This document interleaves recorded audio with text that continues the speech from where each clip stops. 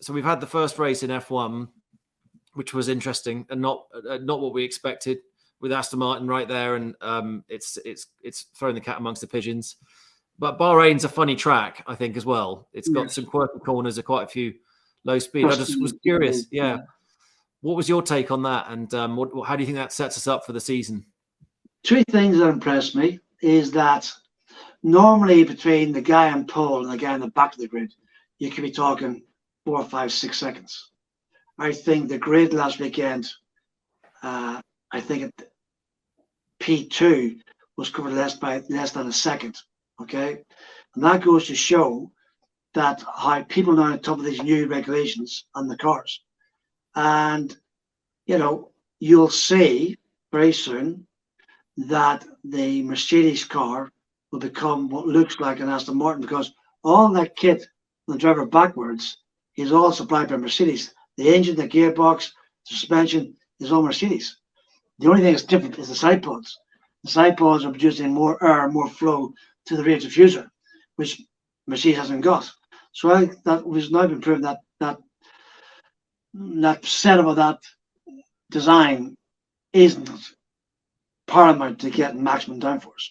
I think you'll see now the boys in Brackley will be working 24-hour shifts, and they'll be getting that car ship and gun ho, I'd say, for Australia in 4 weeks' time. That'll be exciting. And the other thing that impressed me was Alonso. My God, he drove like a teenager. He could see that he had his mojo back again. He believed that he had a car under him that he could do something with. I'd say Sebastian Vettel started home probably kicking himself because he let that drive go himself. And that is the massive injection of self-belief, not only for the driver, but for the team behind him, the mechanics, the people back at Silverstone working all hours for these parts now believe that their contribution is helping that car to win, and that motivates the whole staff.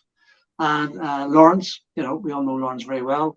He obviously gets what he wants, and he's obviously able to convince Lando to come into a team that wasn't particularly competitive at the time. Lando took the leap of faith, and it's come good again.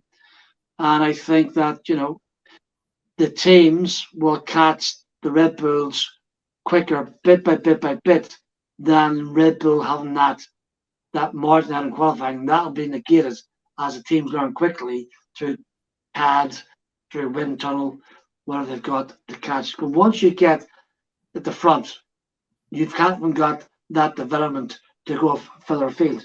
It's them then catch up and they catch you. It's how soon the rest of the grid catch them up. And we're in for a great season of racing, because you'll have Aston Martin, Red Bull, Mercedes, Ferrari.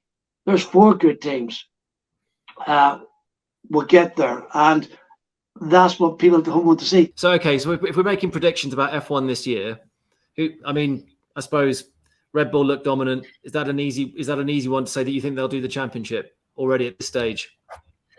Yeah, unless something happens to Verstappen, it's not looking good for everybody else.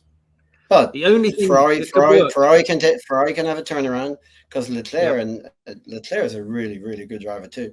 They can have a turnaround and he can be up there, but somebody has to come up with better cars for the competition. Yeah, the only thing that might help is the fact that Bahrain is an unusual track. I think the nature of the corners, there's some slow, sort of long radius corners there that cars might open up in the higher speed tracks. No, it's definitely, we'll see. We remember last year, Max was out of it 3 races. He didn't even score points for the first half of the championship, and then he ends up winning by miles.